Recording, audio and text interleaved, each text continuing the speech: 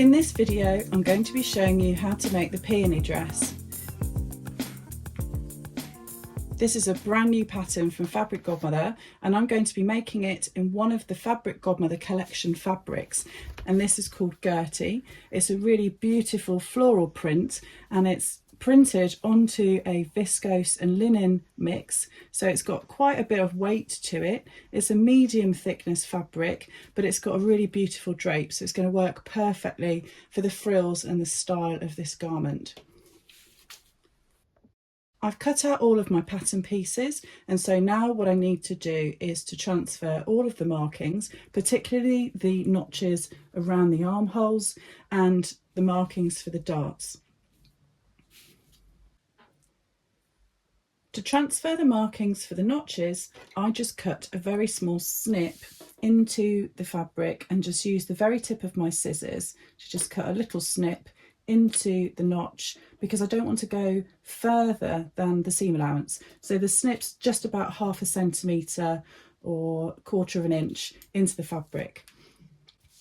For the darts, I'll do the same. So at the base of the dart legs, I'll do another small snip into the fabric. I've drawn the dart on for the size that I'm making, so you can see a bit more clearly.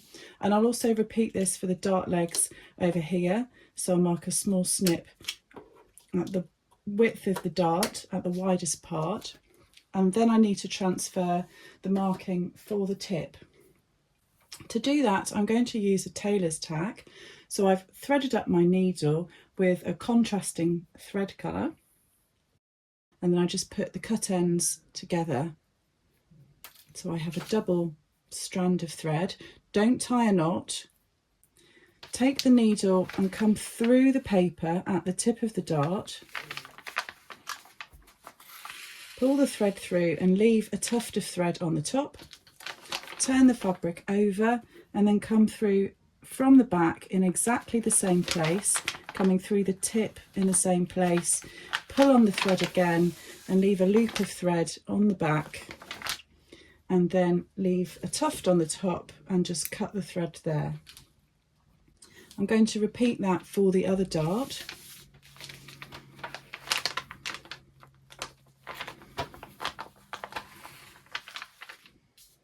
I always place a pin close to this point as well, because that makes sure that the paper pattern is holding all the layers of the fabric and that nothing can slip around.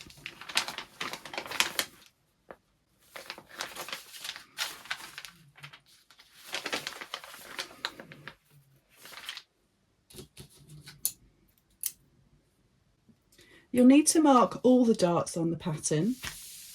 There's 2 darts on the front, 2 darts on the back of the bodice, and then there's also darts on the skirt pieces as well. Once you've transferred those dart markings, you'll need to separate the pattern pieces.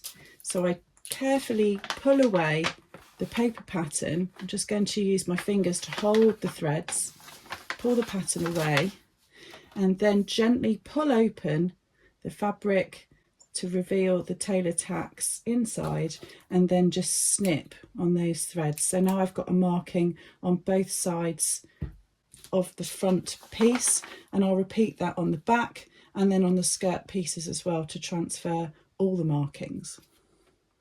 The next thing I need to do is just a few extra snips. So I'm going to place a snip at the centre front, just a tiny one, into the seam allowance. That's the centre front of the bodice. And then on the front skirt, I'm going to do the same thing, just a tiny little snip to mark the centre front. And then I'll do the same at the bottom of the front bodice. So just a very small snip there. And then also at the top of the facing. This snip on the centre front is going to help me match to the skirt, and the snip here at the top is going to help me to match to the snip I made on the facing. You'll also need to cut some interfacing for this project, for the back neck facing and for the front facing pieces. You'll need 2 pieces of interfacing for the back, so I've cut these, and 1 piece cut on the fold to attach to the front facing. When I cut my interfacing, I always cut it ever so slightly smaller than the pattern piece, so this way it will sit within the fabric when I apply it, rather than sticking over the edge and attaching itself to my ironing board. Before you apply the interfacing, make sure to get rid of any creases on your facing pieces.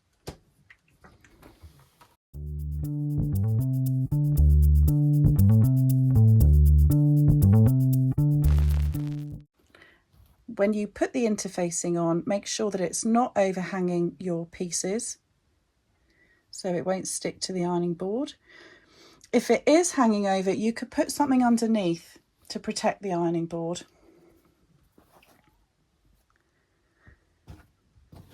And make sure that you apply the correct side, so give it a quick touch to make sure the bobbly side is going towards your facing pieces. I'm going to cover the pieces as I apply the interfacing. I'm using Swedish tracing paper to do this, but you can really use any kind of protective cloth, something thin, or a piece of baking parchment, just so that this doesn't stick to the iron. So anything that goes wrong is going to be stuck to the Swedish tracing paper. So when I apply the interfacing, just hold the iron on, count to 5, and then lift up the iron and move on.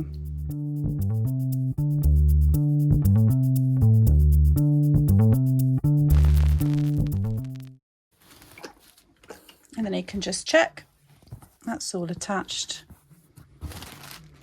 Give it another go over if it hasn't attached. Right. If you're using a lightweight or a drapey fabric, you might want to also interface the section where the zip's going to go. To do this, I would just apply a 2 centimetre strip or 3/4 of an inch strip of interfacing down this section of the centre back on both sides of the bodice, and also on the back skirt section where the zip's going to go into the skirt, so up to where the notch is on the back skirt. Applying the strip of interfacing all the way down here to the notch that you've marked in the centre back. The first step in construction is stay stitching, and I'm going to stay stitch the back neck, the front neck, and also the top of the waist on the back and the front skirts. To do your stay stitching, just use a regular length stitch, back tack at either end, and sew about 1.2 centimetres, 12 millimetres, or about ½ an inch away from the raw edge. The stay stitching will stop the necklines and the waistlines from stretching out of shape as you construct the garment, and it will stay in the garment, so you want to make sure that it's within the seam allowance. If you're using a drapey fabric, you can again apply strips of interfacing around the neckline areas, and then you can stay stitch through those, and that will just give you a little bit of extra stability around those areas.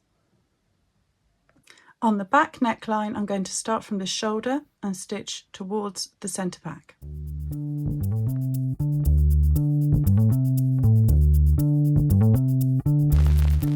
On the front neckline, I'll start from the shoulder and stop at the centre front, and then start from the other shoulder and stitch towards the centre front.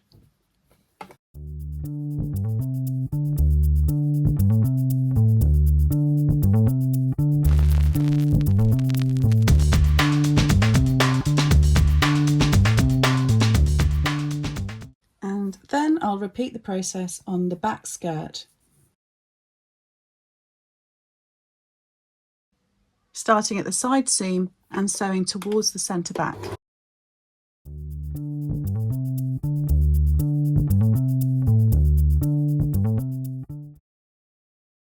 And finally the skirt, starting from the side seam, stopping at the centre front, and then from the side seam to the centre front again.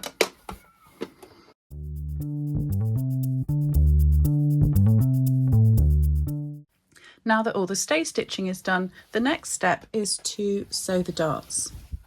I've got my tailor tack markings and the snips at the top here, but I find it easier to actually draw a line to help me with stitching in the right place.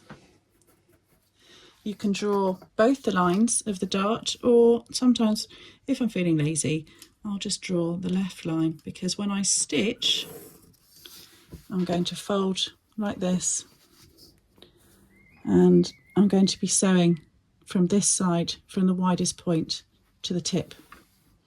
I shall work my way around and mark all of these darts.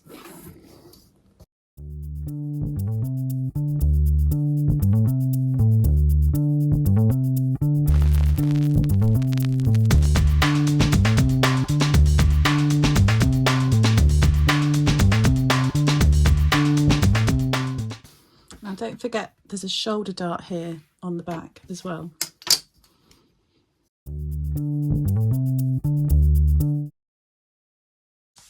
Now that I've marked all the darts, I can now sew them. To sew the darts, place the fabric right sides together and match the snip at the widest part of the dart. Put in a pin and then position the dart so that your tip of the dart is on the folded edge, and then place a pin at the bottom. You can place additional pins in the middle if you like. Now I'm ready to sew. When I sew my darts, I start from the widest point, back tack, stitch all the way to the tip, come off at the tip, and then back tack up the folded edge here, so I'm between my stitching line and the folded edge of the fabric. This way I get a nice neat tip and I don't have to spend time tying knots in threads. I can finish off. If you're a bit unsure of this method, you can just stitch from the widest point to the tip, come off at the tip, and then tie a knot in your threads.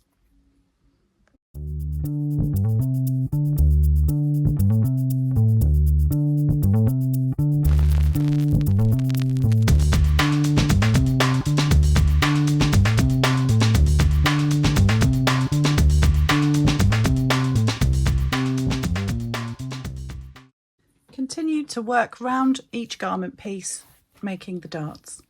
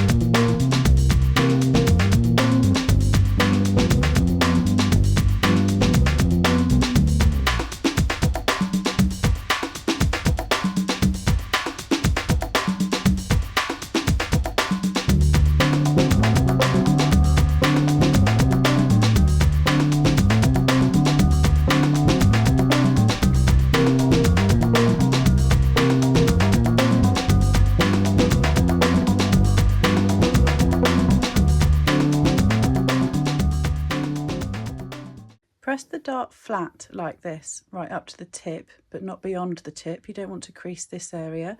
And then this will embed the stitches into the fabric. And then once you've done that, open it out, and with the bust darts, I'm going to press those down.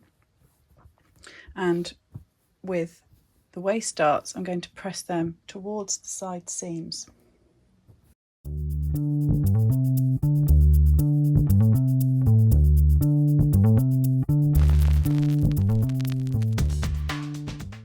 Once you've pressed from the inside, turn a piece over and check from the right side that you've got some nice flat tips. Give it another press.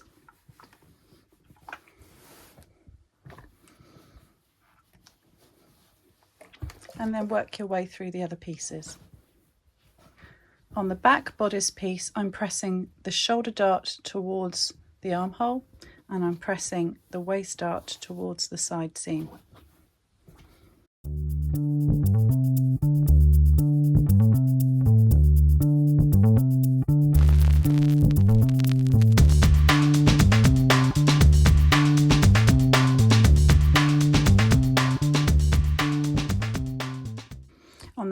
skirt, I'm pressing the dart towards the centre front, and on the back skirt I'm going to press the dart towards the centre back. That's where you'll find your double notch.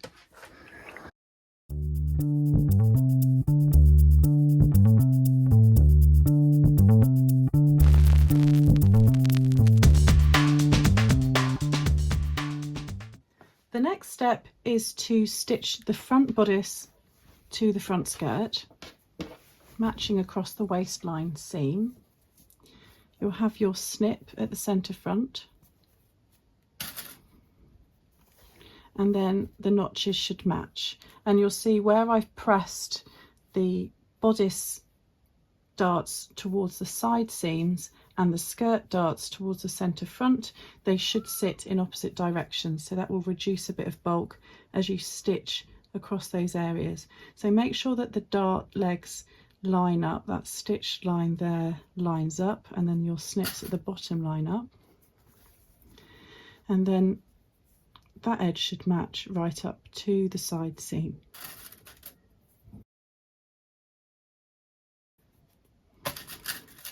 If you find you get this little overhang like this, don't worry, because your seam line is here, so you'll see that the side edges do meet where the seam line starts. And I'm going to pin the back bodice to the back skirt in the same way. You need to make sure that you sew the correct pieces together. So you can see this is the centre back with the centre back notch, double notch. And that's the centre back of the back bodice. So those two pieces will go together. Again, matching the notches where the darts are, making sure they align.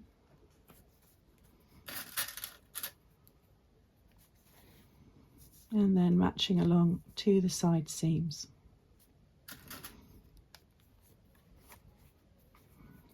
And up to the centre back.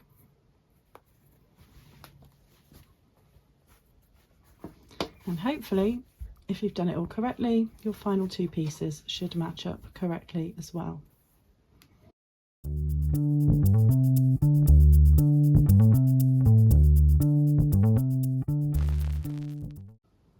I'm going to stitch each of these seams, and then once I've sewn them, I'm going to check that my darts are nicely aligned across this seam line, and then I shall edge finish using the overlocker.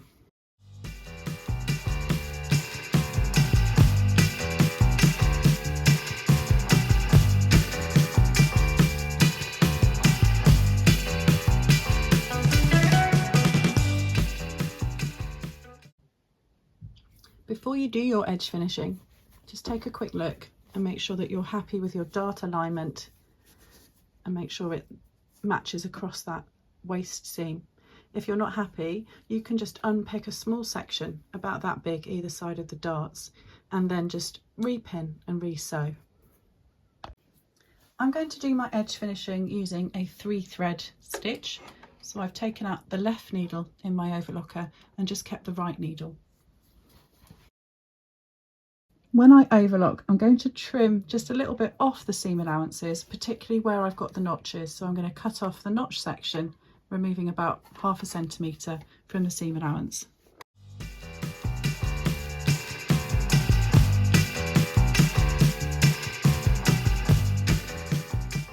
Now that the waistline seam has been sewn and overlocked, I'm going to press it down towards the skirt.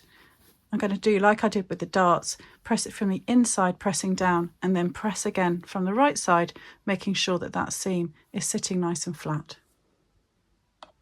Now I've done my pressing, I'm going to overlock the centre back seam. At this time I'm not taking any of the seam allowance away, I'm just going to cut off anything that's fraying.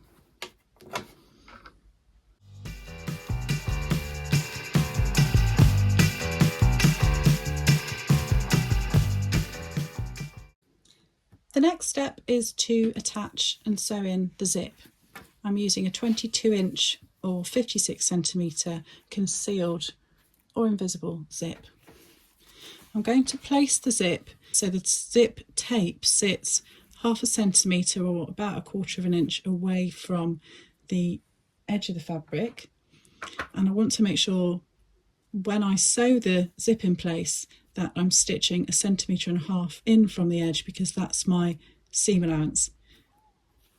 Generally speaking, the zip tape will be 1 centimetre wide, so I know that I need to situate that 1/2 centimetre from the edge, which is round about the edge of my narrow overlock stitch.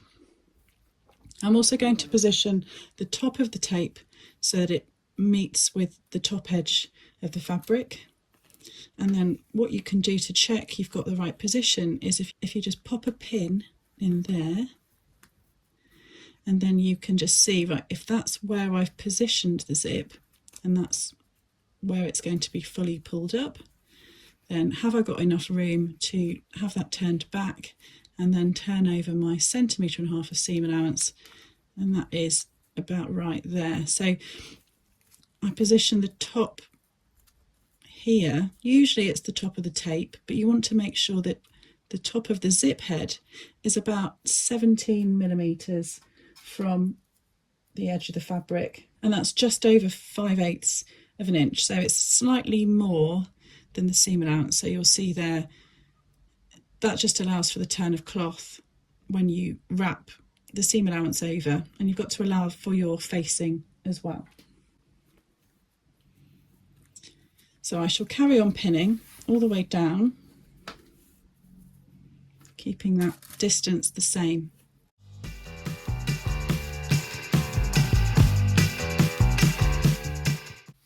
Now that that's pinned in position, I would advise hand tacking or basting the zip in position before you sew it on the sewing machine. If you've put in quite a few concealed zips before, you might decide you want to skip this stage and just sew it in without tacking first. I've just threaded up my needle, tied a knot in one end of the thread, and then I'm just going to do a long tacking stitch all the way along the zip to keep that in position.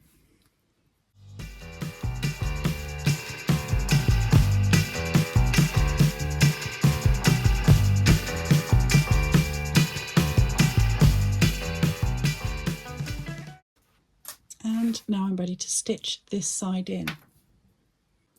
I'm using a concealed zip foot, that's this one with the hole in the front of the foot, and underneath it has these grooves, so that when you sew the zip in position, the teeth of the zip sit in the groove and you can stitch in exactly the right place.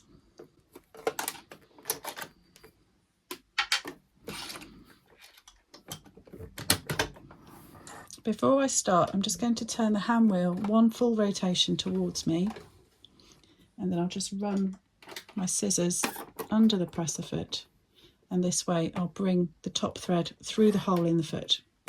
So now it can be out of the way and towards the back. Open up the zip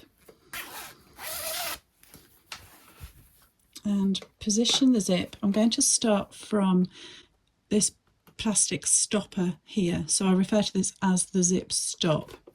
Uncurl the teeth and then position this point under the presser foot in the left hand groove and lower the needle. You might need to do some adjustments on your machine, so you want to make sure that the needle is dead centre of this hole, otherwise you'll end up stitching one side too far over and the other side not far enough. So if you've got any adjustments you can make to the needle position, if it's not correct, make sure that that's dead centre and then start to sew. So I'm going to back tack here. You don't have to go all the way to the top of the zip, I just go a little way. If you go too far you can find that you come out of the groove and you'll need to reposition. And then as you stitch down, you'll notice that the edge of my fabric is on this 15 line or 5/8 of an inch here, and so I'm stitching in the correct position, and I can just carry on sewing until I get all the way to the bottom of the zip.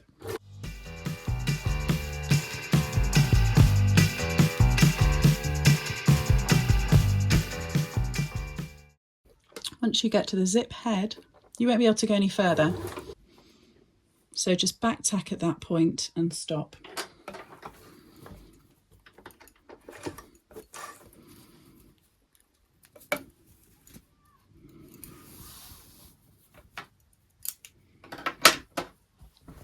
And then close up the zip. Admire your beautiful stitching. And then we're going to prepare to attach the second side.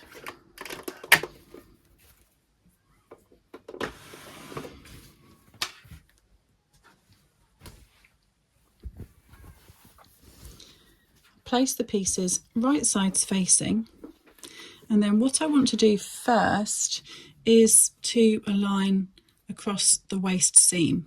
This is really important that I get a nice neat line running across the zip at the waist. So I'm going to position those two so I can see that the seam here is aligning, and then just turn that around the other way.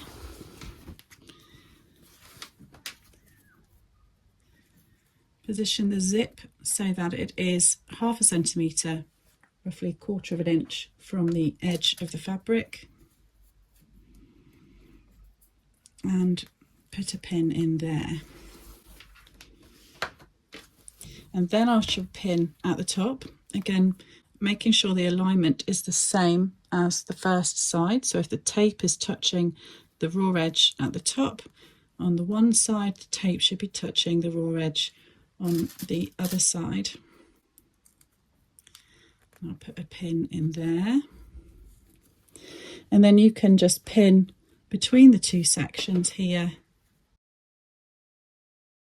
and then carry on pinning all the way down to the bottom. So you can try and make sure that your notches align there, and so the zip's going to be positioned here, and then put a couple more pins in. I'm going to tack this side in all the way down.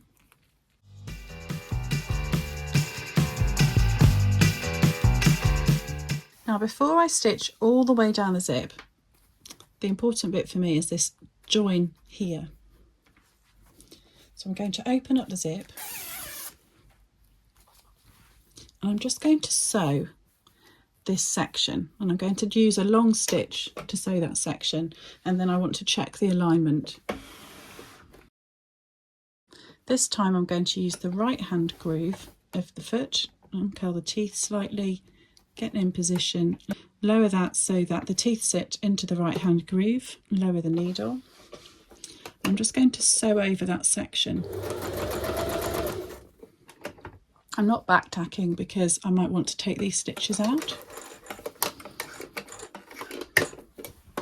And then close up the zip, and then open it up and just check, and you'll see that's exactly what I was hoping for, that this is perfectly aligned across the zip.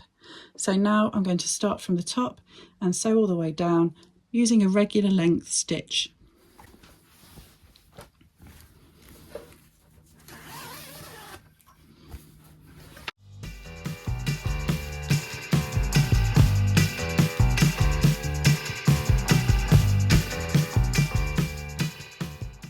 And then you can take out your tacking stitches before moving on to the next stage.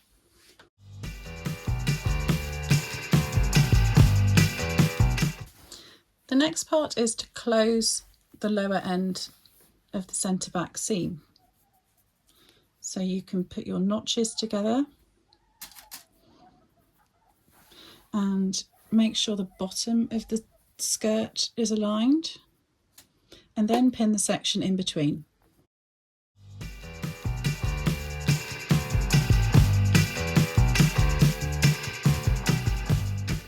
You want to pull the zip out of the way, out of this section, and then I'm just going to put another pin here which will kind of hold the zip slightly out of the way.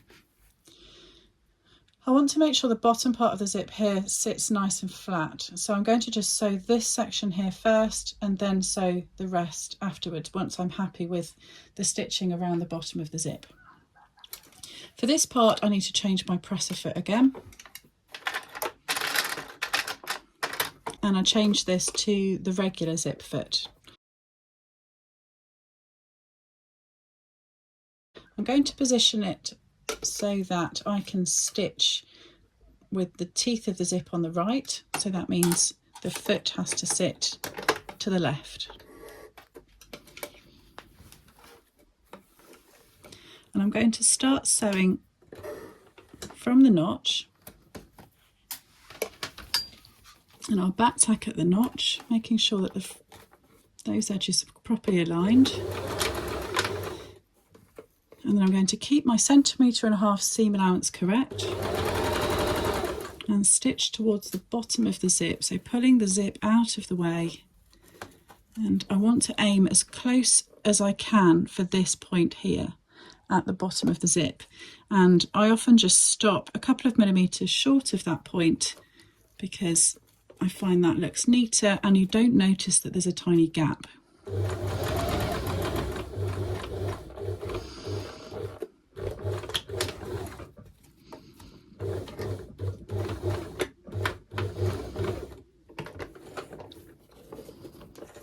Okay, so you can see I've stopped just short of that point there.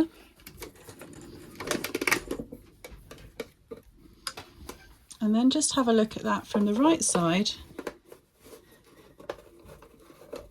You'll see that there's at the bottom of the zip there, it's nice and flat, there's no puckering. So I'm going to carry on and stitch the rest of the back seam, and this time I'm going to sew from the bottom up to the notch.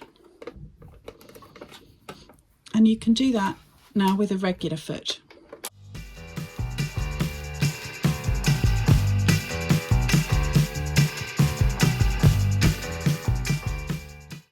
Press the centre back seam open all the way to the bottom of the zip, and then turn the garment over and give it a press from the right side in the zip section. Be careful not to burn anything at this point, so make sure your iron is on a medium to low heat.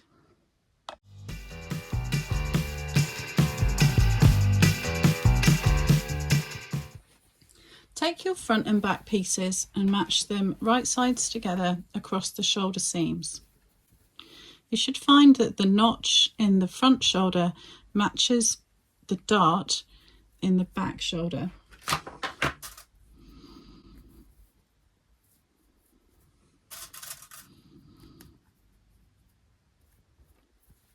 Stitch the shoulder seam, edge finish the seam allowance separately, and then press them open.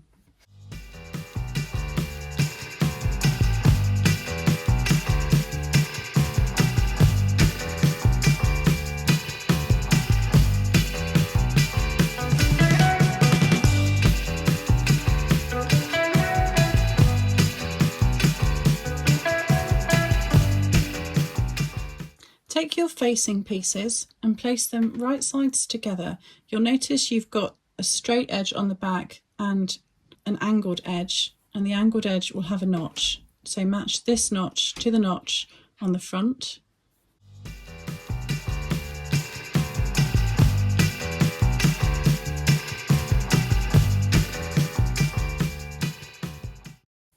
Stitch across the shoulder seam, edge finish the seam allowances separately, and then press those open.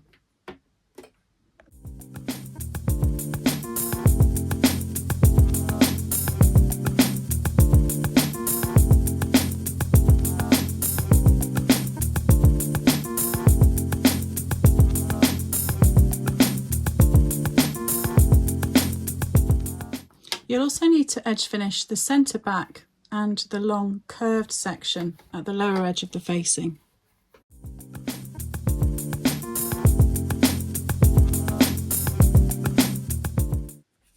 While you're at this stage, it's the perfect time to sew on a label to your facing.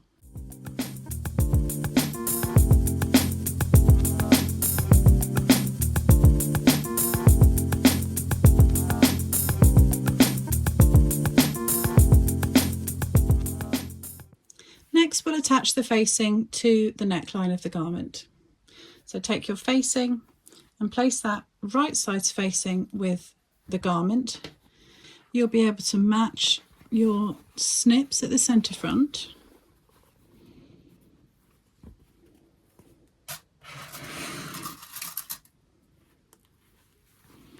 And your shoulder seams. I'm going to pin either side of the shoulder seam to keep the seam allowances flat.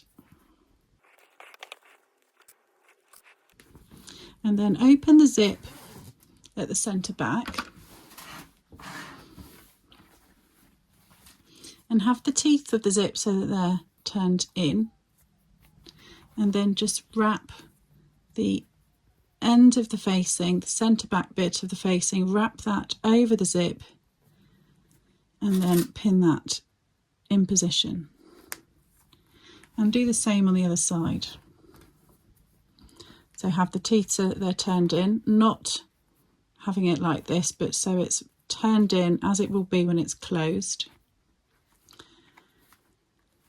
And then wrap the centre back of the facing, that back edge there, wrap that around the zip and then pin that in position. You should have about 1.5 centimetres that overlaps over the edge, and then you can put some more pins around the neckline to hold the facing in place.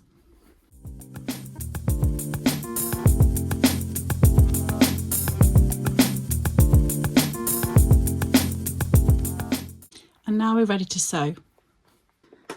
Start from the centre back and back tack at this point, and then stitch all the way around the neckline round to the other centre back.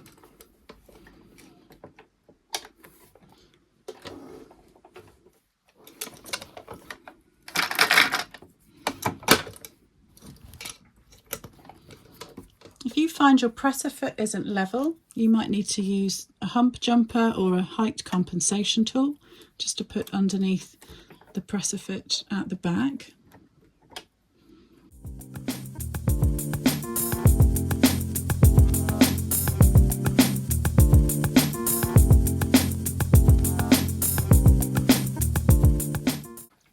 Pull the facing out of the way and do up the zip, and then just check the alignment across the top of the zip. You want to make sure that it's positioned evenly, and you can see mine is slightly off, so I'm just going to re-sew the left side and just stitch a little bit further down into the seam allowance, a couple of millimetres, so this will line up correctly across here.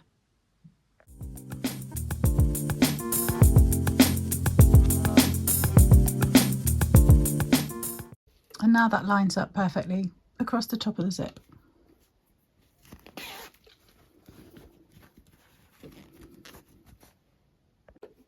The next stage is to trim and clip into the seam allowance. If you've got a slightly heavier fabric, you might want to grade the neckline at this point. And by that I mean I would cut off half the seam allowance, both bits, and then trim the facing piece ever so slightly shorter. And this just avoids a lot of bulk around the neckline edge. As my fabrics are medium weight, I don't think I need to do any layering, so I'm just going to trim and then clip up to the stitch line.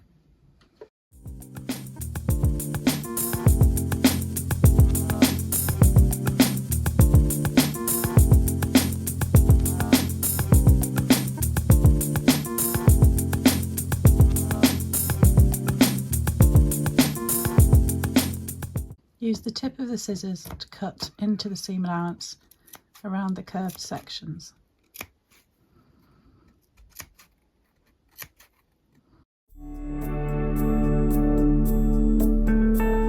And the next step is to understitch. So pull the facing back away from the garment neckline, and I'm going to stitch here through the facing from the facing side, stitching about 2 to 3 millimeters, so about 1/8 of an inch from the seam line, and I'll be sewing here where I'm placing this pin, stitching on the facing side and catching the seam allowance on the inside. You may want to press the seam allowance towards the facing before you start.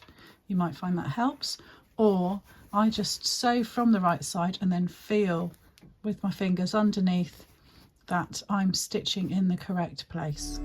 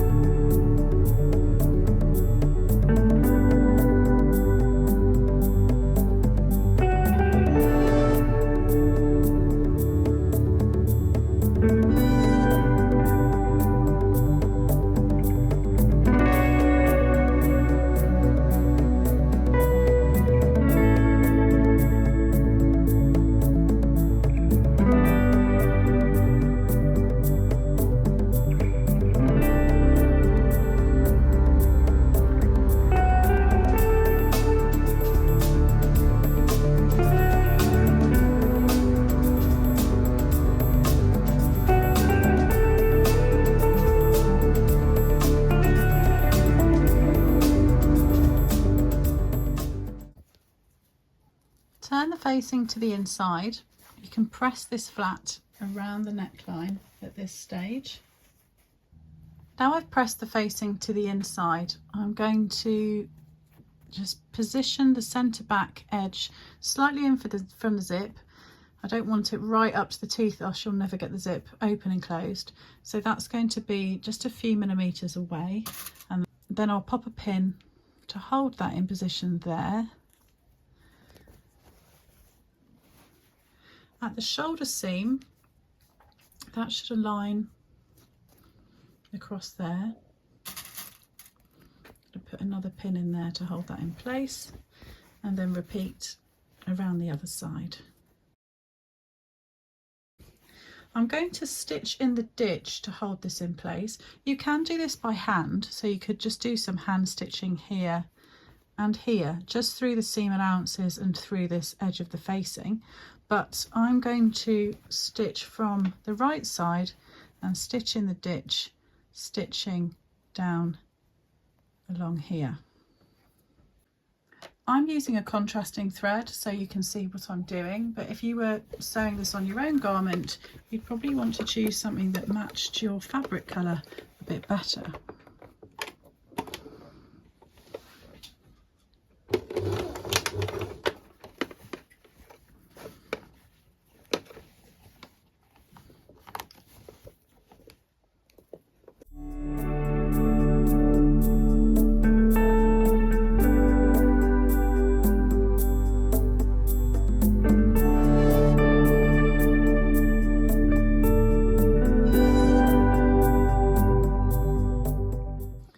At the centre back, I'm going to use some hand stitching to hold this in place, and I'll use a slip stitch which will be invisible along this fold. So I've threaded up a needle and I've just tied a knot in one end, and I'm going to leave the knot underneath the seam allowance inside there, and then just stitch into the zip and the facing just to anchor here. I'm going to do a couple of stitches to hold these ends of the facing together.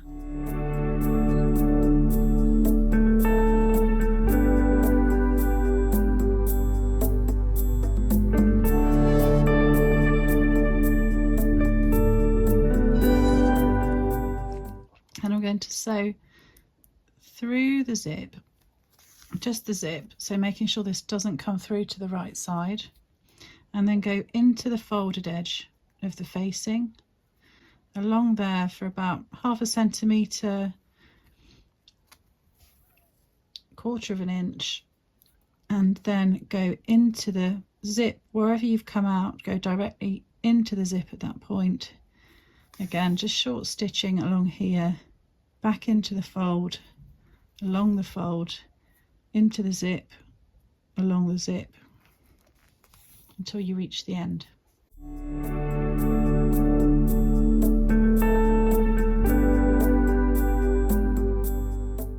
And you can see there that that stitching is pretty invisible and not visible from the right side. So repeat that with the other back facing. I'm just going to do the zip up, just make sure that all lines up correctly.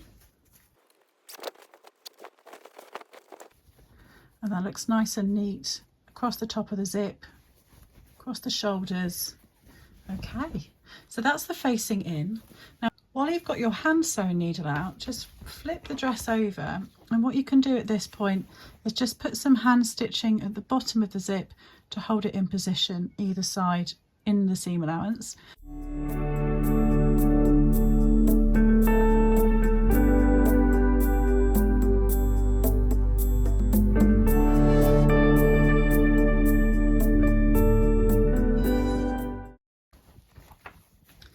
Lay the garment right sides together and pin along the side seams.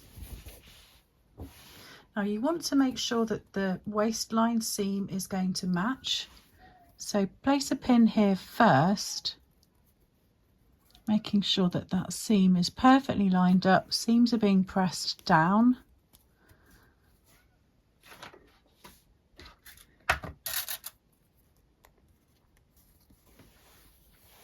And then you can match your notches at the sides and match the lower edge. Then you can place some more pins in between the pins you've already put in.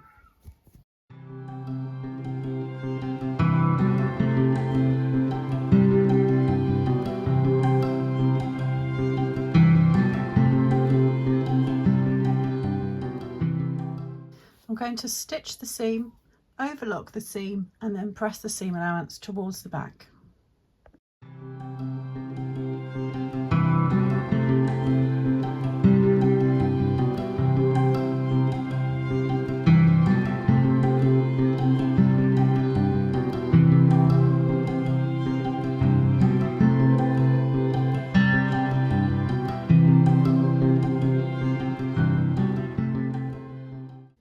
And press the seam towards the back.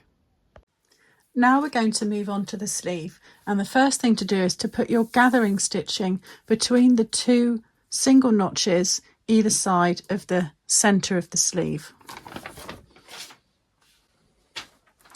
I've put small snips in to mark where those notches are.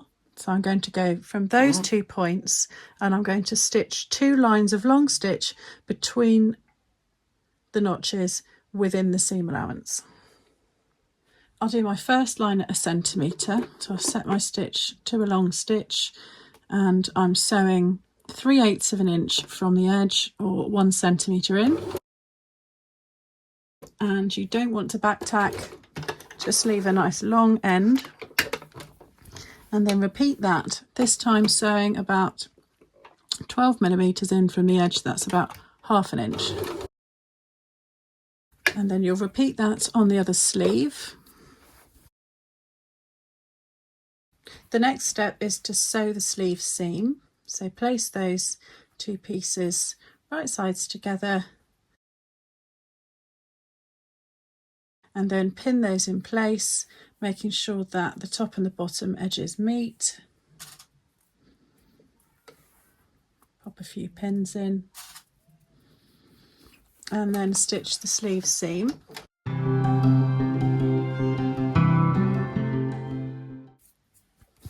And then overlock your seam allowances or edge finish them however you want to. Do that separately and press that seam open.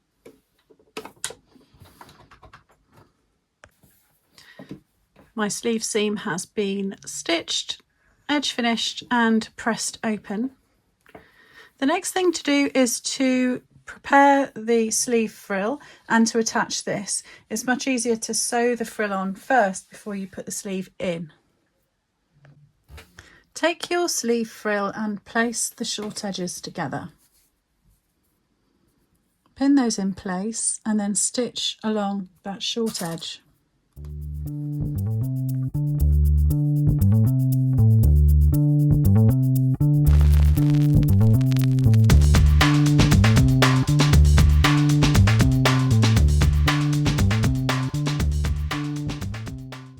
And now finish the seam allowances separately and press them open. Now that seam has been sewn, overlocked and pressed open, the next stage is to turn up the hem on the unnotched edge. So you'll have some notches on one edge of the frill. This will help you to match to your sleeve. So it's the other end you're going to turn up. And I'll be turning this up by 1.5 centimetres and getting a nice crease with the iron all the way round. Now, depending on the weight of your fabric, you can choose how you want to hem. So there's a 1.5 centimetre or 5/8 of an inch hem allowance on the frill. So you can decide if you just want to overlock or edge finish and turn it up once, or if you're going to double fold, or if you've got a lightweight floaty fabric, you might choose to just use a roll hem on your sewing machine or on the overlocker to finish that off. I'm going to turn this twice. So the first step is to turn up the hem all the way up to the 1.5 centimetre line and get that creased all the way round with the iron. Now I've pressed up the hem, what I'll do is to open it back out again and then turn the raw edge to meet that crease. So I'm opening it out, turning the raw edge to meet the crease and then folding it over, folding along my pressed line.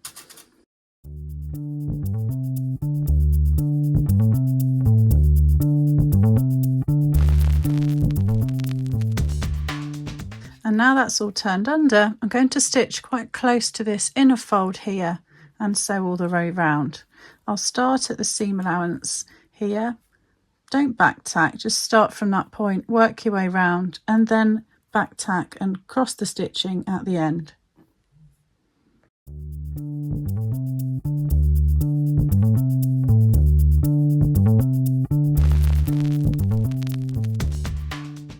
And then give that a good press to embed the stitching and flatten the hem. Next, we're going to add the gathering to the top edge of the frill. I'm going to start and stop at the seam line, but I'm going to not sew across the seam allowances. I'm going to just push the seam allowance out of the way and start from underneath. Change your stitch to a long stitch and sew 2 lines, one at 1 centimetre or 3/8 of an inch from the edge, and the second one at about 12 millimetres or 1/2 inch from the edge. When you get back round, push the seam allowance out the way and sew up towards the stitch line.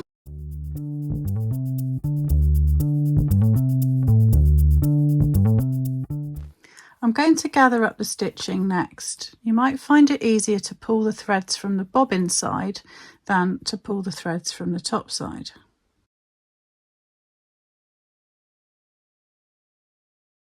Okay, now I've gathered that up quite a lot, and now I'm going to insert the frill into the sleeve and then distribute the gathers a bit more evenly once I've got it inside.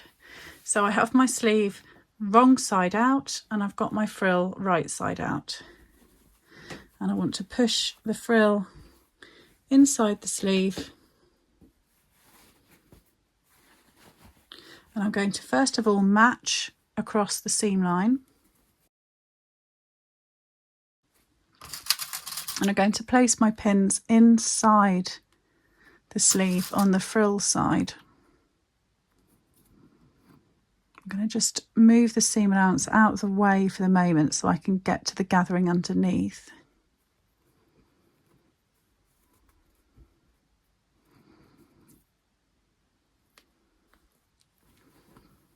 And then once you've got the seam lines lined up, you should be able to find your other notches. So there's the centre notch to match to the centre point.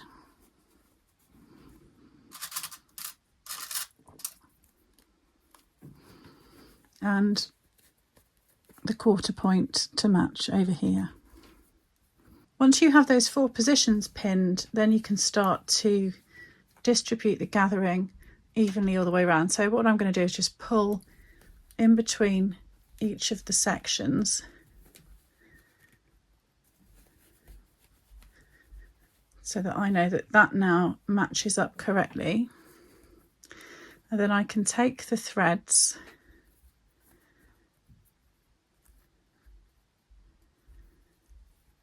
and I'm going to wind them round the pin in a figure of 8, and this way the threads won't continue to come undone. They'll sort of hold themselves in the position. I think I've wrapped all the threads around one pin, so that should hold everything, and then I can just distribute the gathering evenly between the sections.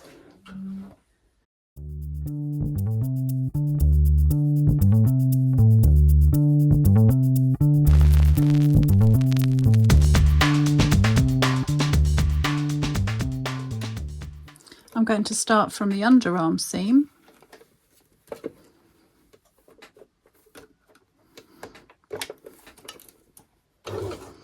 Make sure you change your stitch length to a regular length stitch. And then as you go round, try and avoid there being any pleating. So I'm using this awl. You could use a pin, and I'm just going to try and use that to help me distribute the gathering as I go. Stop it from bunching up too much in each section.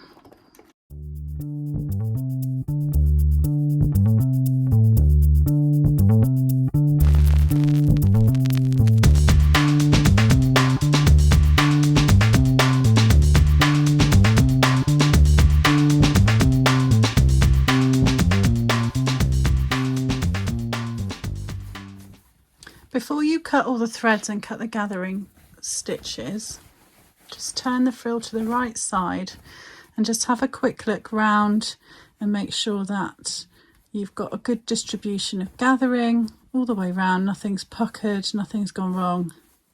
And then once you're happy, then you can just tidy up anything that's threads that have come around to the wrong side, or rather the right side, and then tidy up the inside a little bit and just trim some of those threads away.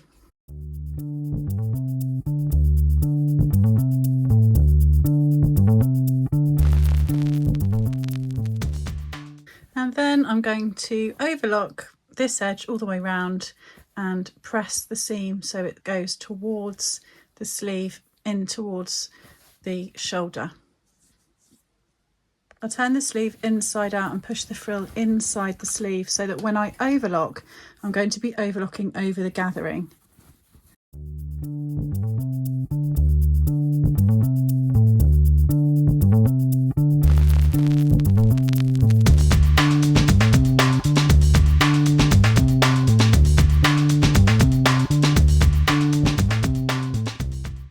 Next, we're going to insert the sleeves. So turn your dress inside out and have your sleeve the right way out, and then we'll find the correct side to put the sleeve in. If you look at your sleeve, you'll see you've got a double notch on one side and a single notch on the other side of the seam line. The double notch will indicate that that's the back, and you should have cut a double notch in the back of the armhole edge of the bodice. So push your sleeve into that armhole, and then you'll be able to match the notches around there. And then you'll be able to match the underarm seam, making sure that that's aligned there along that seam line. The bodice seam will be pushed towards the back and the sleeve seam is pressed open. I'm going to just place my pins either side of the seam allowance there, placing the pins on the sleeve side, and then I'm going to match the double notch there and round the other way. I'm going to match that single notch there.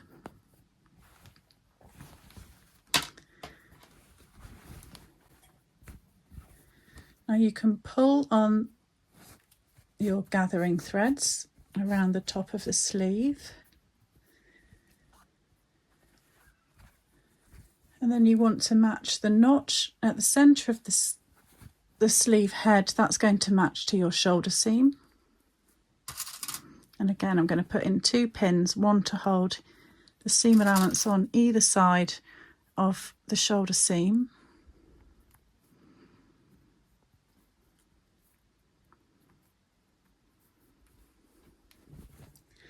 And then I should have another notch here which will match there. Then I can just place another pin to keep those raw edges together between the double notch and the single notch. And then round the other side of the sleeve, do the same thing. So I've got another single notch to match to another single notch around here. And then I can just pin those raw edges. And then I can pull on these gathering stitches a little bit more to pull in the gathering.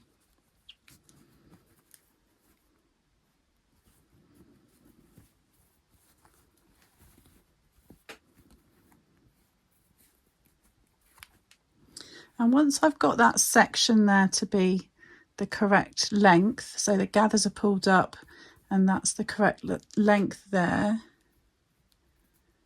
just pop that pin back in. I can just wrap the threads around the pin to stop them from coming undone.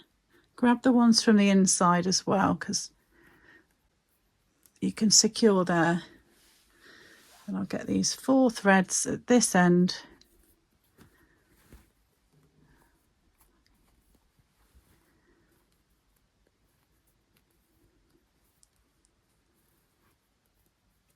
And wrap those around that pin in a figure of 8. Now I can distribute the gathering across the top of the sleeve between those notches.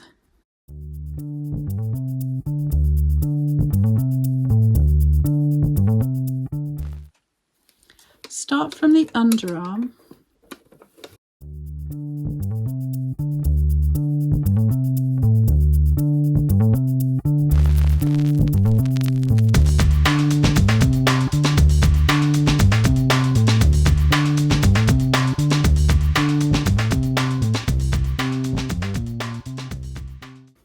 And then just check how that sleeve has gone in. Just have a look from the right side. You want to make sure that your seam line is aligned under the armhole and that the gathering is nicely distributed across the top of the shoulder. And then once you're happy, then you can just trim up the thread ends on the inside and repeat the whole process for the second sleeve. Now that you've got both the sleeves in, don't worry about doing any edge finishing yet, because we'll do that once we put in this next piece. And this is the shoulder puff. So this is going to act as a sleeve head to give you some fullness across the shoulder and to give your sleeve a bit of extra volume. Take this piece and you're going to fold it in half, bringing the wrong sides together. You should have a center snip at the top, and you can pin at that point to hold those edges together, and then just bring the other raw edges together and put a couple more pins in. And then next we're going to iron along this folded edge to give it a really good crease at that point. And now this has been pressed, the next thing is to add some gathering to the curved edge where I've pinned. So I'm going to put in 2 lines of long stitch like we did the gathering in the other sections, one at 1 centimetre or 3/8 of an inch, and the second line at 12 millimeters or 1/2 an inch.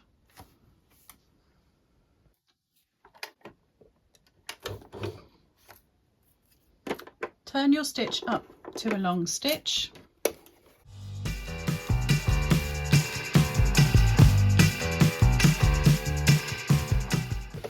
And then repeat that process for the second shoulder puff. Next, you're going to gather up the stitching, and this is going to be gathered pretty much as far as you could possibly gather. Now, for thicker fabrics, you might find that you can't gather it as much as you would want to. So you could, if you find this hard, you could use a lighter weight fabric.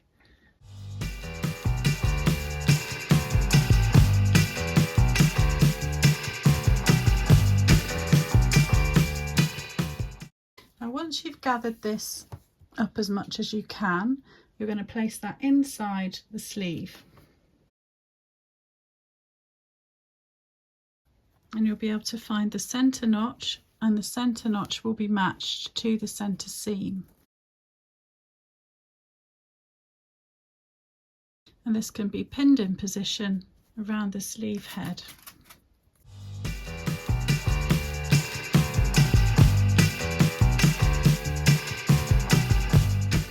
When you stitch this in, stitch along the inner gathering line, and you should find that that sits slightly inside of the seam allowance. What you don't want to do is be stitching further than the seam line, because then that could cause some issues on the right side of the garment at this stage.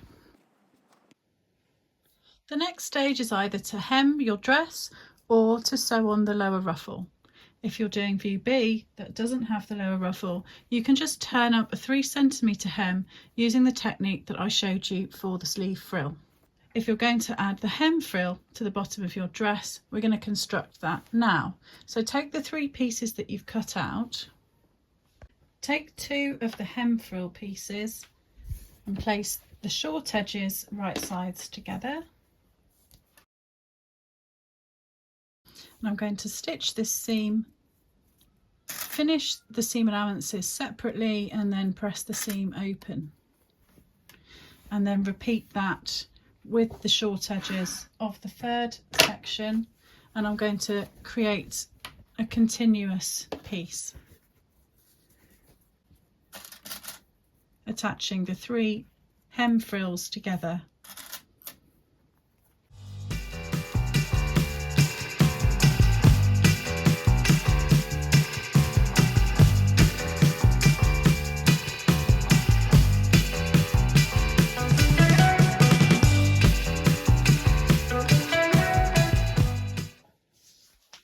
Once you've joined your hem frill into a full continuous piece, you'll prepare the bottom edge and create a hem on the hem frill, a 1.5 centimetre or 5/8 of an inch hem, and we'll do that in the same way that we did the hem on the sleeve frill.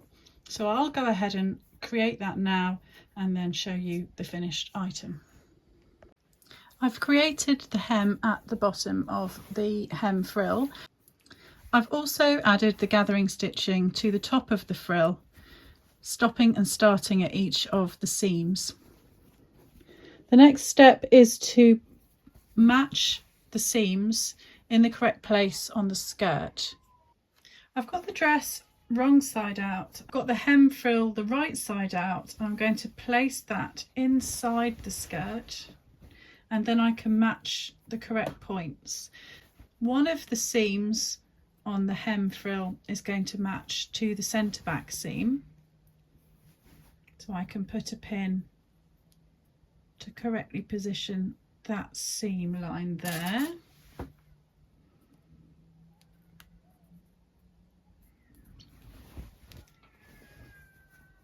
And then the other 2 seams are going to match to the notches on the front of the skirt.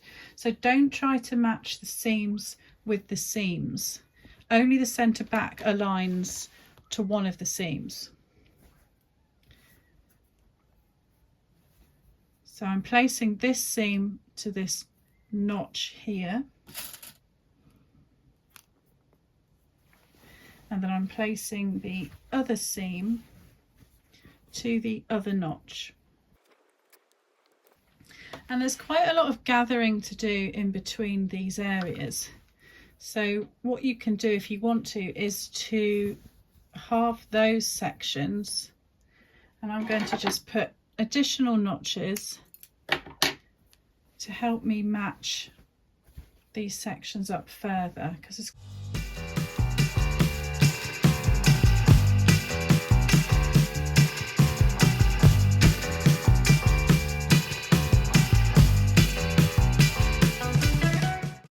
so now I've got all of those markers and pins in position. I shall pull on the gathering stitches and start to distribute the gathering around the skirt.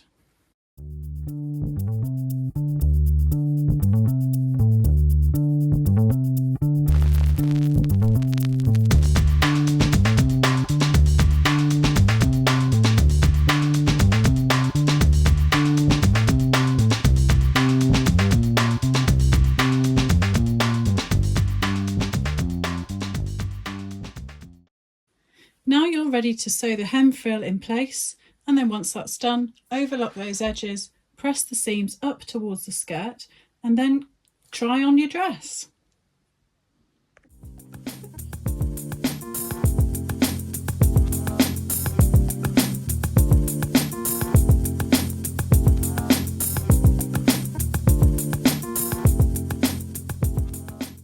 The dress I'm wearing in the video is made from this Ecovero fabric called Flossie, which is available from Fabric Godmother. I made up some samples for the photo shoot for the instructions using the Gertie fabric and a contrast thread. So I haven't quite finished making the Gertie dress, but I thought I'd share you my Flossie dress instead.